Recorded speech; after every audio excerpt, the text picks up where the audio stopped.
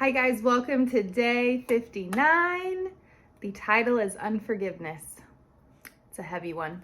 Let's jump right in. The scripture is Ephesians 4:32, and the verse says, "Be kind to one another, tender-hearted, forgiving each other, just as God in Christ has also forgiven you."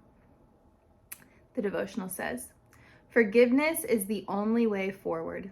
We might believe that, but it isn't always easy to do it, especially not right away after hurt visits. Don't let people or religiosity make you feel guilty because it doesn't happen in an instant. Deliverance isn't magic, and forgiveness can become a self-defeating obsession, especially when everyone is telling you over and over how you have to forgive, but no one tells you how to do it. Actually, forgiveness isn't about focusing on forgiveness.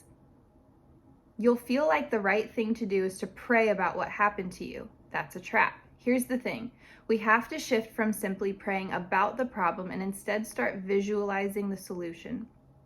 The key to forgiveness is to shift from the pain to focusing on the future promise and possibility. Focusing on things above lifts us out of the ditch of despair and disappointment. Ask God to give you a new vision of yourself and make you a woman able to walk in forgiveness and trust, not bitterness. Pray for what you want to come to you. Don't keep rehearsing what's already been removed. We must keep committing to dumping out of our hearts the dirt left over by others. When we replay our worst memories, we rewound our self-esteem and re-anchor ourselves in the past. Replaying, masked as trying to forgive, is why it can be incredibly hard to get unstuck. Stop setting a timeline. Be patient with yourself, yet still be intentional about how you approach each day. Stay focused daily on moving forward and onto a bigger vision and purpose. This is a better investment of your energy and puts you on the path of healing and elevation. I like the way she writes about that. I like the way she talks about forgiveness being not necessarily focusing on the forgiving, but it's about being intentional about moving forward. For me, I think that forgiveness is the ultimate test of, do I trust God or not?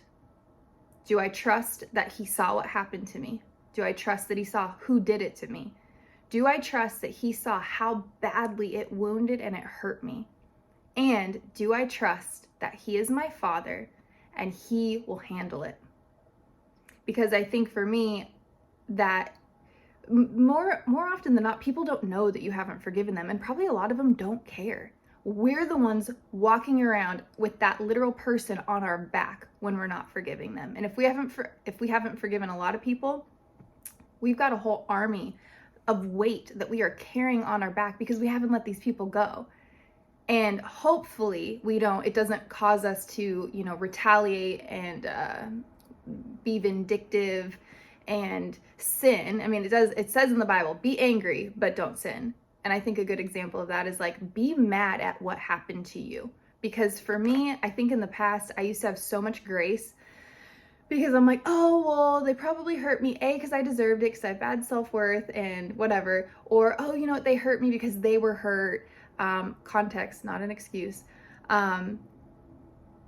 But I never allowed myself to get mad at what happened because I thought being angry was the sin. And God showed me, baby girl, get mad. That was never supposed to happen to you.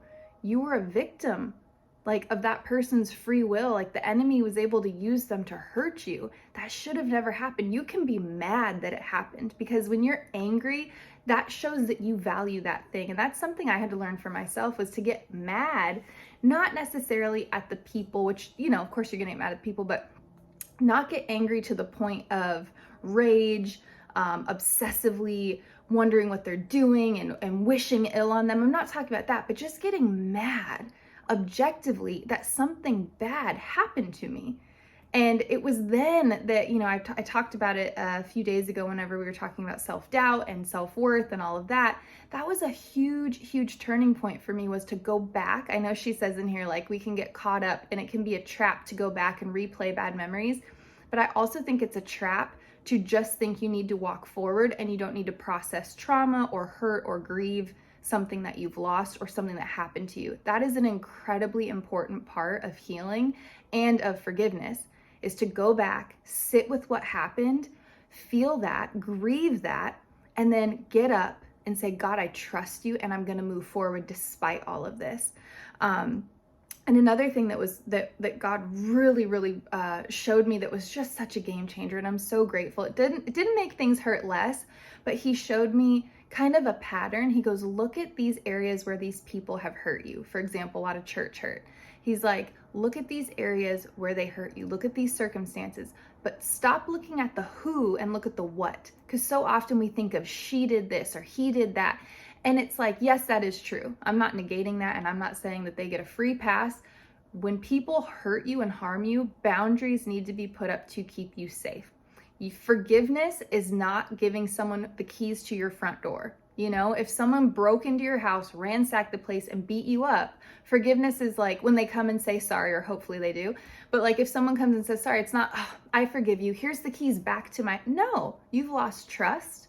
And now I have a boundary. My door is going to be locked, and I get to choose if I let you in or not. So anyway, that was a tangent, but I just wanted to say that. But there is something about like looking a little bit deeper. And I think that spiritual maturity is like, okay, Lord, he hurt me so incredibly bad, but what hurt me? Like what of my life was maybe being attacked? Like where was the enemy trying to take me out in this hurt that this person caused? It's always deeper than just someone hurting your feelings or taking something from you or violating you. And I just remember the moment I could do that, where I'm like, okay, Lord, I trust you. So I let this person go. I trust that you saw what they did. I trust that you saw how bad it hurt me. And I trust that you'll handle this, right? Like, I trust you. I'm going to let it go. It's on you. You're my dad. But then also getting deeper and being like, hey, what was it that the enemy is so afraid of in me that he was trying to, hurt through this person to take me out or to get me to be bitter or resentful or have unforgiveness. So I just think that that's like a further level when you forgive and you're moving forward. Look back if you can. I think it's a good thing to do, and look at not who attacked you or who hurt you, but look at what they hurt and how God might actually be wanting to use that in your life in the future. And then the last thing I want to say is I found for myself that sometimes forgiveness takes maintenance. Sometimes, there have been moments where I'm like, I forgive. I feel light as a feather. I feel wonderful. I feel good. And then the person's name will pop up, or I'd run into them somewhere randomly, or you look across and you see them, and all of a sudden, tight chest, rage inside. Oh, just like, these feelings that are not the feelings of someone who has forgiven and let go, And so sometimes it is a little bit of a maintenance thing. Sometimes it's like, Lord, nope, I trust you, and I let them go. I'm turning them over to you. I let that go. I let that thing go. Devil, you are not going to stop me. You're not going to get me hung up on something that happened in the past. I'm moving forward. And it's hard, but it's worth it. It's worth just that maintenance of doing it. And I can't tell you the best feeling when someone has hurt you, the best feeling is their name coming up or running into them and having no feelings at all.